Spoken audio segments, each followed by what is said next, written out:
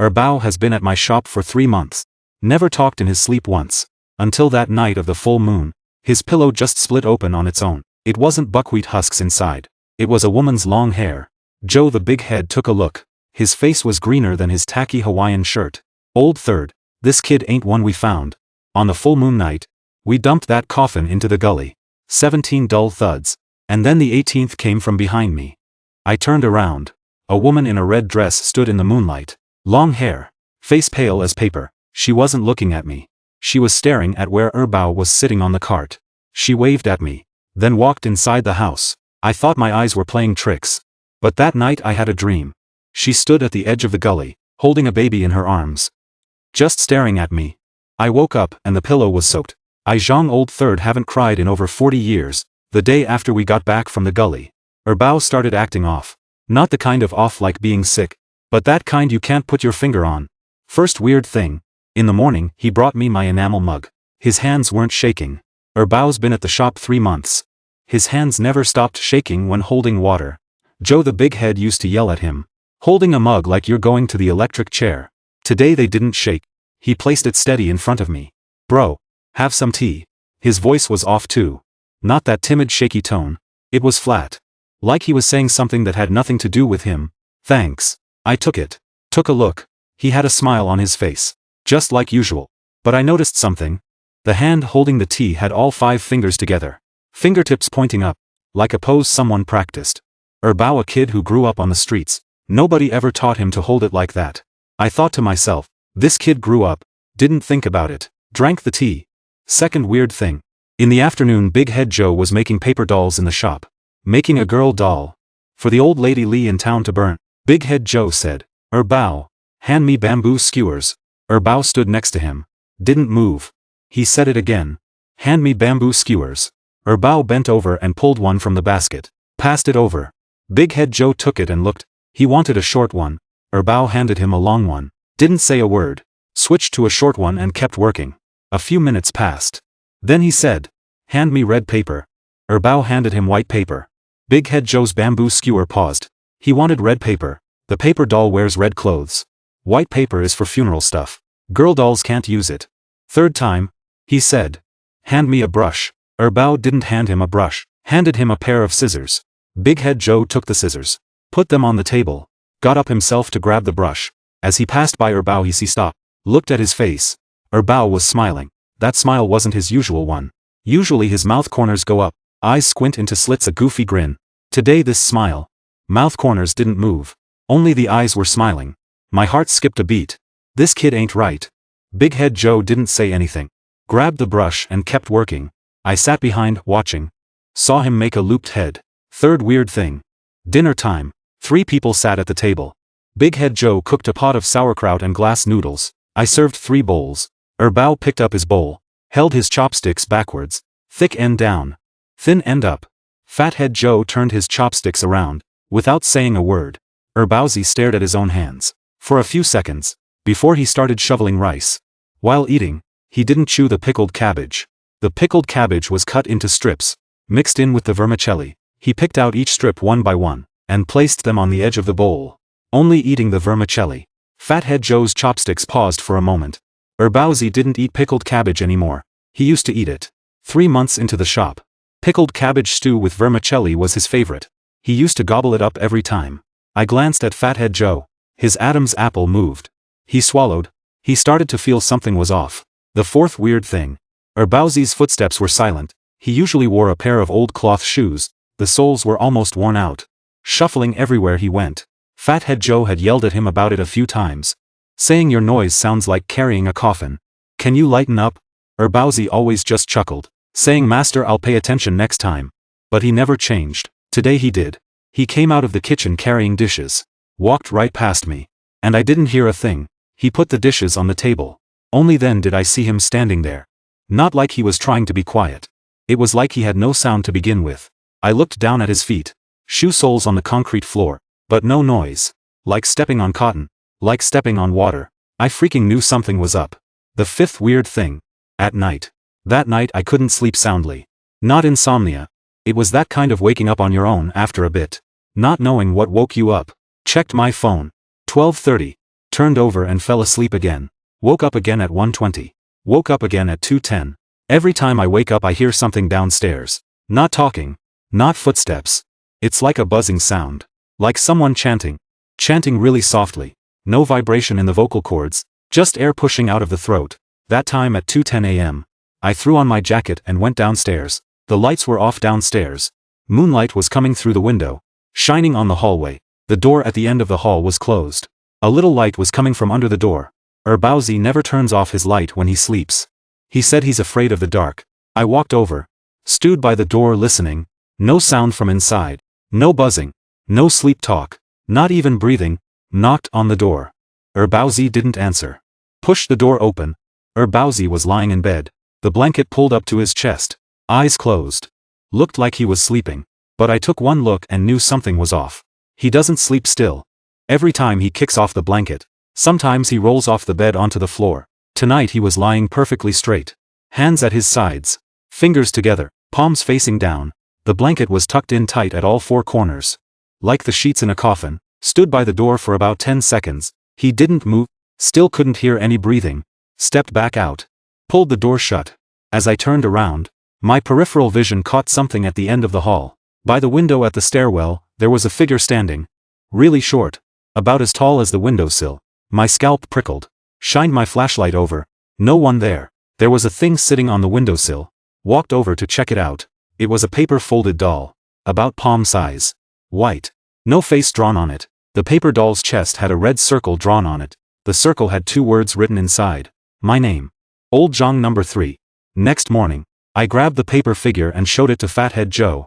He was at the shop painting eyes on a batch of paper horses.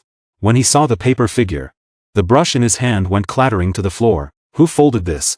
No clue. Found it on the windowsill last night. Fathead Joe turned the paper figure over and over a few times. Just plain white paper. From our own shop. But the folding style is not ordinary. This isn't something just anyone can make. Sleep fold. Sealed mouth fold. The paper figure's mouth was sealed shut. Once folded you can't open it. Can't take it apart. Only burn it. Who taught you? Bowsy doesn't know how to do this. I asked Bowsy. He said he didn't fold it. While saying that he looked at me. Without blinking. When Bowsy lies he looks down at his feet. Today he didn't look down. Fathead Joe set the paper figure on the table. Didn't burn it. Let me get some proof. Proof for who? No idea. Just keep it for now. He pulled an old book out of the drawer. The cover was all torn up. He bought it from some traveling old dude before he became manager instead of Boss Po. The book was stuffed with all kinds of notes. Random junk and stuff. Flipped through it for a while. Finally found a page. Finger pointed at a line on it. Paper doll seals the mouth. Body double takes the life.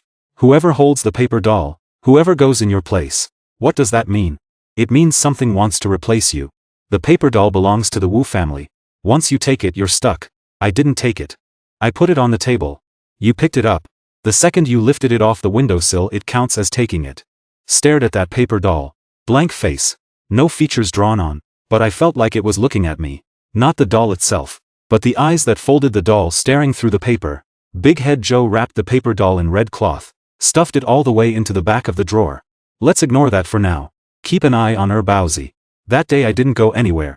Just sat in the shop. Bowsy followed me around. Brought me tea and water. Acting just like usual. Then I noticed something. He didn't call anyone master anymore.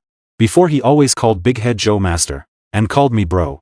Must have said it dozens of times a day. Today he didn't say it once. He brought me water. Set it down. Then turned and walked away. He handed something to Big Head Joe. Just passed it over. Without a word. Big Head Joe tested him once. Bowsy, get me that bundle of bamboo sticks. Bowsy brought them over. Put them here. Right here. Thanks. You're welcome. Big Head Joe and I locked eyes. Bowsy never used to say it. You're welcome. He'd just say it's okay. Or give a little grin and let it slide. You're welcome wasn't his thing. Around 3 in the afternoon, Joe Bighead said he needed to grab some stuff. Hopped on his e-bike and took off. I sat in the shop drinking tea. Bowsy was next to me making paper dolls. He was making a boy doll. I watched his hands. His fingers were really nimble. More nimble than usual. Folding paper. Tying strings. Painting the face. Everything came together. The paper doll he made had a nice clean face. Clear eyes and brows. Even better than what Joe Bighead makes. Bowsy, how'd you learn to make paper dolls? His hand paused for a second. He looked up at me. And gave a little smirk. The master taught me. The master taught me 3 times. You always mess them up. Today it's not crooked. Erbauzi looked down at the paper doll in his hand. Like he just noticed he made a good one. He stared at the doll's face for a few seconds, then he suddenly put it down. Bro. I'm kinda sleepy. Gonna go take a nap. He stood up. When he passed by me, I caught a scent from him. It wasn't laundry soap. Not sweat either. It was a kind of fragrance. Not perfume though. It was that kind of old powder scent, the kind old ladies put on their face. Erbauzi's a big dude. Never uses face powder. He went into the back room. Shut the door. I picked up the paper doll to look at it. The brush used for the face was Joe Bighead's. The paint was his too. But the way it was painted wasn't right. When Joe Bighead paints a paper doll's eyes, he just dots 2 spots. The black pupils right in the middle. This doll's eyes, the pupils rolled upward, staring at the ceiling. That's the look of a corpse. Only in portraits do you roll your eyes up like that. It means passing on. Right then, Big Head Joe came back. He glanced at the paper doll in my hand. His face dropped. Who made this? Erbauzi. Big Head Joe took the paper doll, flipped it over to see the back of the head. On the back of the head were 2 words written in pencil. Not words. It was a date. September 17th. The day Erbauzi got cut by the scissors. Also the day that woman fell into the ditch. Big Head Joe put the paper doll down, pulled out that old book from the drawer, flipped to the page with the talisman tucked in. Third bro. Where's that little bronze mirror of yours? In the car. Go get it. I went out to grab the bronze mirror, walking past Erbauzi's booth. The door was shut. No sound inside. Paused at the door for 2 seconds. Still dead quiet. Came back with the bronze mirror. Big Head Joe had already locked up the shop, pulled the curtain shut. Just a fluorescent light on, inside, shining on all the paper figures and horses on the floor. Their shadows dragged on the ground, like a whole room full of people standing there. Give me the mirror. I handed him the bronze mirror. This mirror was a gift from the old Taoist 5 years ago. Made of bronze. Palm-sized. Engraved with the 8 trigrams on the back. The old Taoist said it could let you see what you're not supposed to see. Big Head Joe held up the mirror, pointed it at the door. What are you looking at? Seeing who's coming through the door. Erbauzi is still asleep. I said. Big Head Joe didn't answer me. Walked with the mirror to the booth entrance. I followed him. He pushed the door with his hand. It wasn't locked. It swung open. Erbauzi was lying on the bed. Blanket pulled up to his chest, hands flat at his sides. It looked just like what we saw last night. Neat and tidy. Like sheets laid out in a coffin. Chubby Joe held up the bronze mirror, pointed it at Erbauzi's face. Erbauzi's face in the mirror looked normal. But after 3 seconds, Chubby Joe's hand started shaking. Bro number 3. Look. He leaned in to look at the mirror. Erbauzi's face in the mirror was changing. Not slowly, but flickering. Like an old TV with bad signal. 1 second it was his own face. The next second it turned into another face. An oval face. Thin eyebrows. A mole at the corner of the mouth. A woman. He stared at the woman's face in the mirror for 3 seconds. She was smiling. Not Erbauzi's kind of smile. The kind of smile that says, finally I've been waiting for you. Chubby Joe pulled the mirror back. His hand still shaking. He took out his phone. Opened the gallery. Scrolled to a photo. What photo? I told you. When I found Erbauzi. He had a note on him. Yeah, I remember. I never told you. There was another line on the back of the note. Chubby Joe flipped out his notebook, and pointed at a line with his finger. National Highway 206 Longhu Mountain section curved guardrail break 20 meters down. I was stunned for a moment. That ditch. That's the ditch. He swallowed hard. Back then I heard a baby crying down there. I went down to check. A baby boy wrapped in red cloth. Placed in a crack between rocks. With a note on him. Born September 17. Kind-hearted person please adopt. There were more words on the back. He handed me the phone. In the photo, the back of the note had a crooked line of writing. His name is Wang Xiulan. The last child in that ditch belongs to him. The fate is his. Whoever raises this kid. Whoever pays off his debt. Big Head Joe said. When he found Erbao back then, this note was wrapped in a plastic bag. Stuffed inside a red cloth. He didn't bother with the writing on the back. Thought it was just a note from someone. Now he gets it. That wasn't a note. It was a warning. Whoever raises this kid. Whoever pays off his debt. Big Head Joe raised him for 19 years. His face went pale. Not the kind of pale from being scared. But the kind from realizing he's been living in someone else's ledger. Lao San, I raised him for 19 years. Who's on the hook for the debt? You are, I said. And I'm on the hook too. Why am I on the hook? That night by the ditch. Did the woman in red wave at you? No. She waved at Erbao. She waved at me. You saw it too. I didn't see it. But I know she waved at you. Because she wasn't after Erbao. She was after the driver. Big Head Joe stared at me. The gold ring slid off his finger. Get down. Hit the floor. Rolled a couple times. Stopped right under a paper doll's foot. Big Head Joe pulled the paper doll out of the drawer and took a look, then flipped it back. His face was paler than before. He's changing. Into what? Never mind. Let's check on Erbauzi first. That night I didn't sleep. Sat in the shop and lit a pipe of tobacco. Stared at the door to the next room. Big Head Joe sat across from me, holding the ghost-smiting rod, mumbling something under his breath. Around 2 in the morning, a noise came from the next room. Not sleep-talking. It was the sound of someone sitting up. The blanket being pushed aside.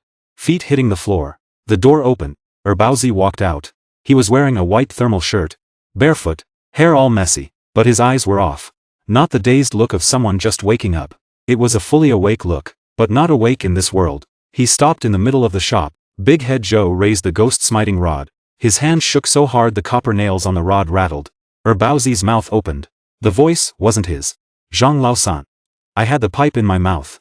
Didn't move. You brought my son here. Who are you? Wang Shilan. Last one in the ditch. Yeah. What are you doing inside Erbauzi? He's not Erbauzi. He's my son. His name is Wang Niansheng. Big Head Joe yelled from behind. His name is Erbauzi. I gave him that name. Erbauzi slowly turned his head, staring at Big Head Joe. That movement wasn't human. It was like the neck didn't move. Only the head turned, like an owl. You raised him for 19 years. Thank you. The voice is flat. No emotion. No gratitude. Not even any malice. Just flat. But he's mine. Big Head Joe's mouth hangs open. His gold tooth catches the light for a sec. He can't get a word out. I stand up. What are you gonna do? Take him away. Where to? The ditch. I've waited 19 years for him. He's down there. I'm going with him. Big Head Joe yells from behind. Go with him. Can people survive down there? Wang Shilan doesn't answer. But I get what he means. It's not about taking Erbauzi's life. It's about being with Erbauzi. 19 years ago, he didn't make it as a mother. 19 years later he wants to make up for it. I take a drag of my cigarette. Tomorrow's not gonna work. Erbauzi. No. Wang Shilan tilts his head. Looks at me. That expression isn't doubt. It's curiosity. Like watching a bug crawl toward you. No. He thinks it's funny. You don't get to decide. I do. He's my brother now. You're not scared of me. I've lived 42 years. Rolled my car. Lost people. Owed debts. There ain't much I'm scared of. You better not be looking good. Erbauzi sways a bit. Wang Shiulan's voice goes silent for a few seconds. What's your relationship with him? Brothers. You're not his brother. I look at him. You're his dad. Big Head Joe drops the roasted ghost stick. Clang. It bounces on the ground. Erbauzi ain't my kid. I say. You've raised him for 3 months. When he calls you brother. He's really thinking dad. Erbauzi's eyes locked on me. They didn't have Wang Shiulan's coldness. There was Erbauzi's warmth. Hot. Wet. Like he was about to cry. But he didn't. Wang Shiulan wouldn't let him. Tomorrow's the full moon. I'm coming to get him. No. You can't stop me. The gourd shattered. I pulled out the red cloth with gourd pieces. One chance left. Who are you? Wang Shiulan stared at those pieces. Silent for a long time. One chance. What good is that?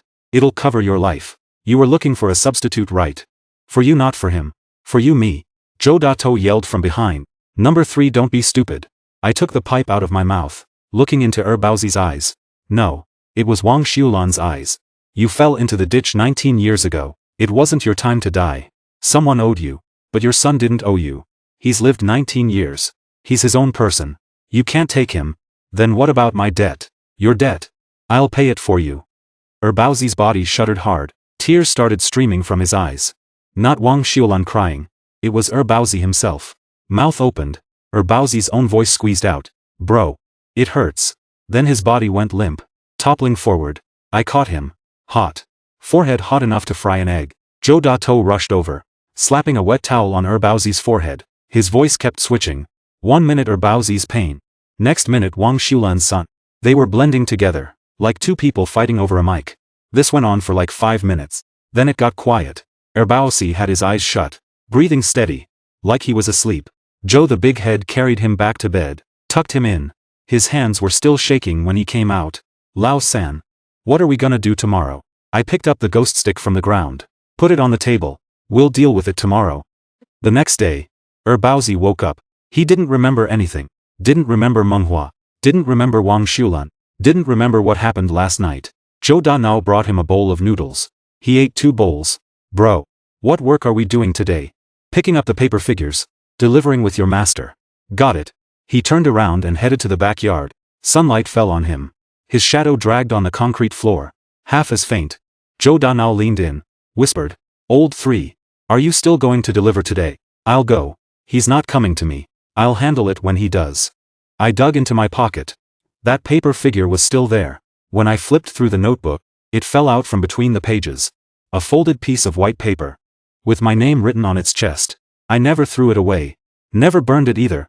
Just kept it tucked in the book. The paper figure's face had changed. Before it was blank. Now it had eyes. Black pupils rolling upward. Staring at the ceiling. Exactly like the one Erbauzi made. Zhou Danao leaned in to take a look. His face went pale. He's watching us.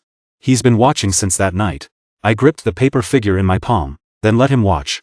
Pulled out my phone. Called Qingshu Temple. An old Taoist boy answered. Said the old Taoist went traveling.